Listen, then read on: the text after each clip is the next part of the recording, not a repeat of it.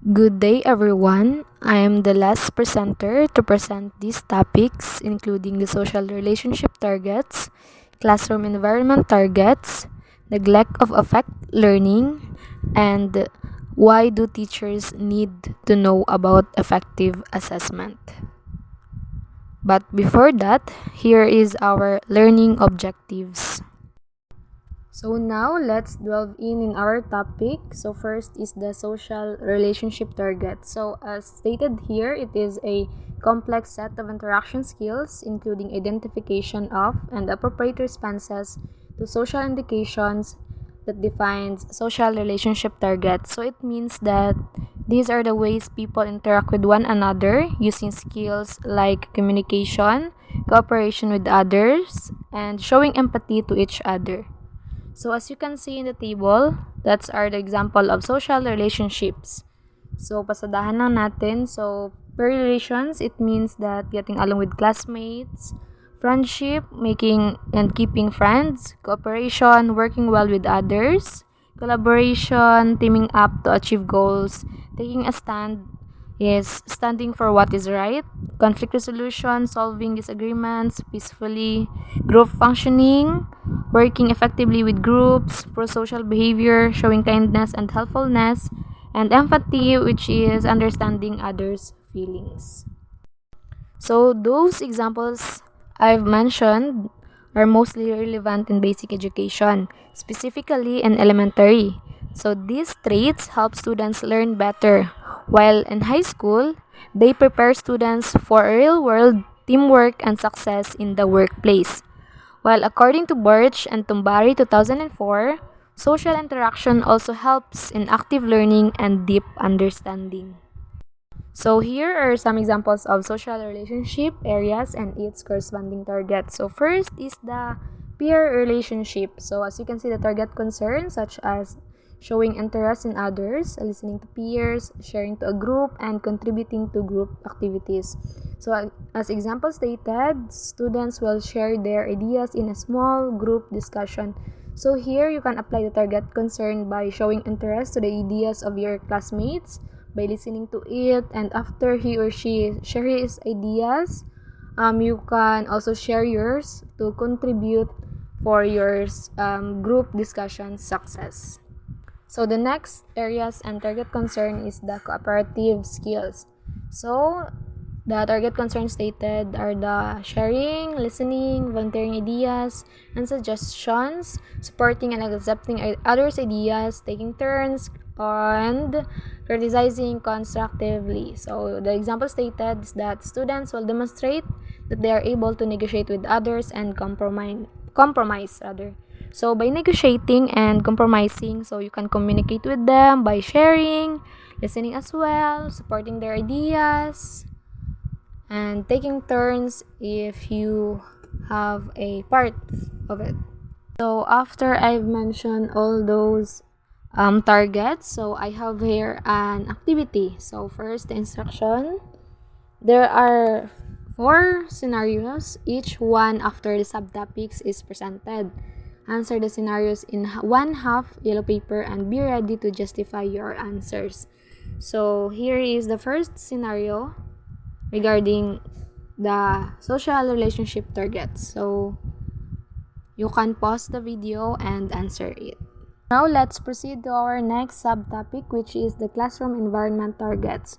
So in every classroom, there is a unique climate that is felt at every point in time. So some manifest a comfortable atmosphere, others have relaxed and productive ambience. So as a result, there are classes that are happy and contented, while others are serious and tense due to the effect of the classroom climate.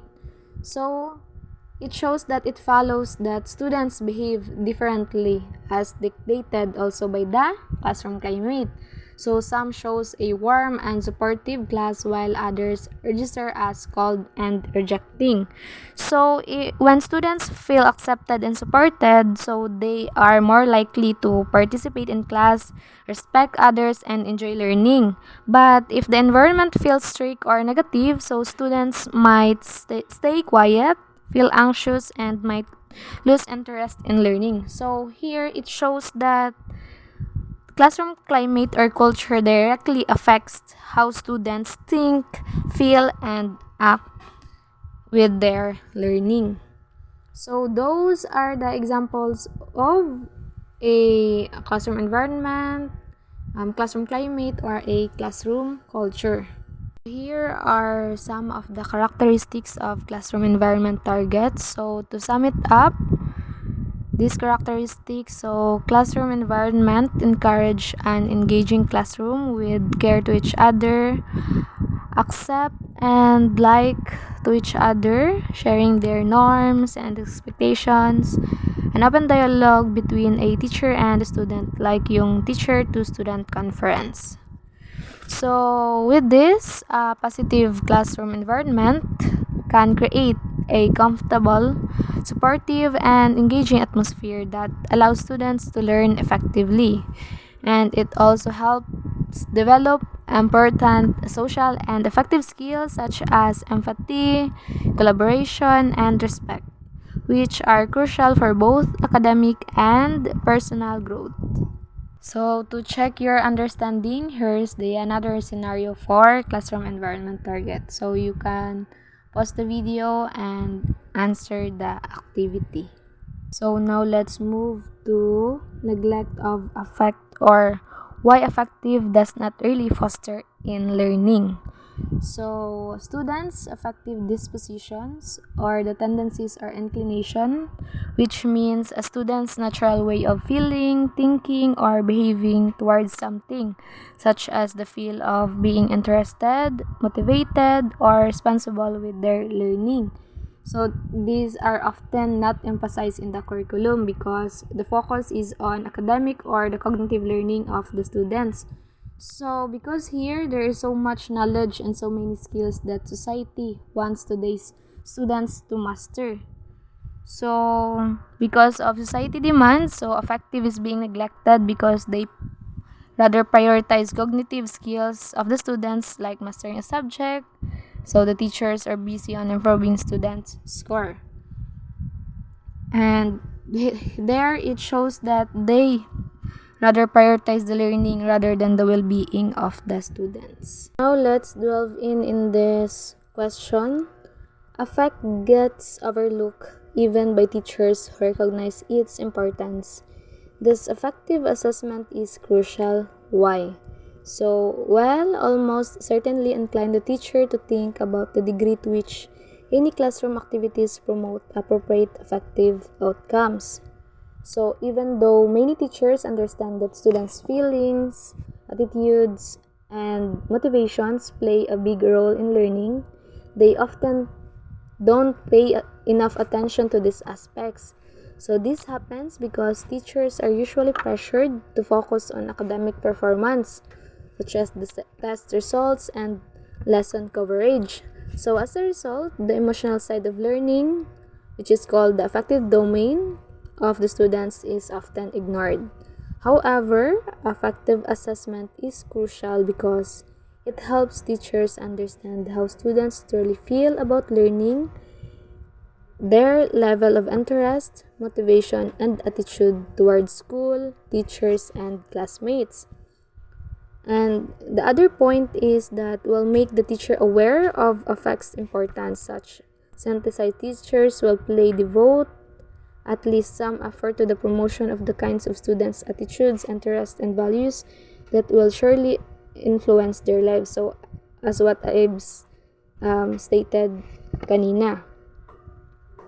So, when teachers assess effects, so they can identify students who are disengaged, unmotivated, or struggling emotionally, and then adjust their teaching strategies to make learning more enjoyable and meaningful. In short, assessing affect help teachers teach not just the mind but also the heart of the students. Let's have the third scenario. So you can pause the video and answer. Let's answer this statement. Why teachers should know more about effective assessment. So please note that if you don't measure your students' affective status in a systematic fashion, you're far less likely to emphasize effective instructionally. Further, without systematic effective assessment, you're not likely to have a very reasonable understanding of the effective consequences, possibly unintentional, that you're having on your students. So it means that if teachers do not regularly and intentionally assess their students' feelings, attitudes, and motivation toward learning, they are less likely to focus on the emotional or affective side of teaching. So when teachers skip effective assessment, they might unknowingly create negative emotional effects in their classroom, such as making students lose interest, feel anxious, or become disengaged without realizing it. So it's important to assess your students' affective status systematically using surveys, reflections, or class observations.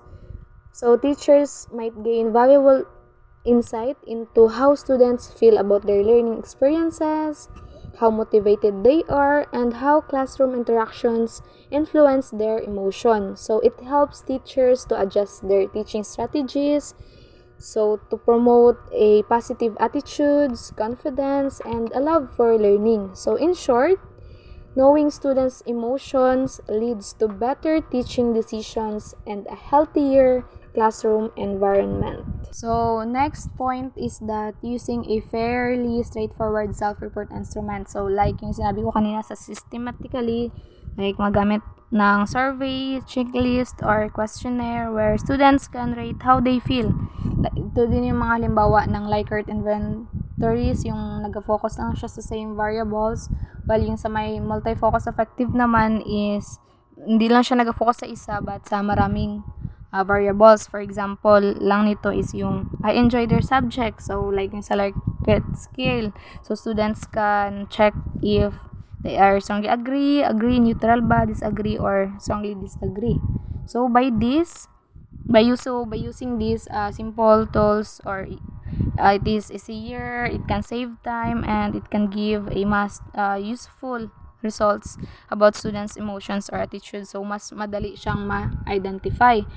Rather kung gagamitin mo yung exotic affective measurement or which called also a complicated method, so it might take long pa siya, mahirap pa siya intindihin, and may not give a trustworthy or clear results. So here, effective assessment talaga is nag-promote siya na teacher should keep effective as simple and practical, not scientific or complicated, para mas madali mong ma-identify yung attitude ng students mo. So again, effective assessment's purpose is to check students' feelings, interest, and attitude systematically. So why it is needed? So without it, teachers may not realize how their teaching affects students emotionally. So it's important to apply effective assessment para mas mabalance pa natin ang learning ng students, and it can promote and foster a meaningful and enjoyable environment. So lastly, I have here a scenario which is decision time. Kung ano ba ang nangyari. So you can pause the video and answer the last sentence. That state, if you were Mrs. Landecho, what would you decide to do? So be ready to justify your answer in class. See you there. Thank you for watching. Mabuhay!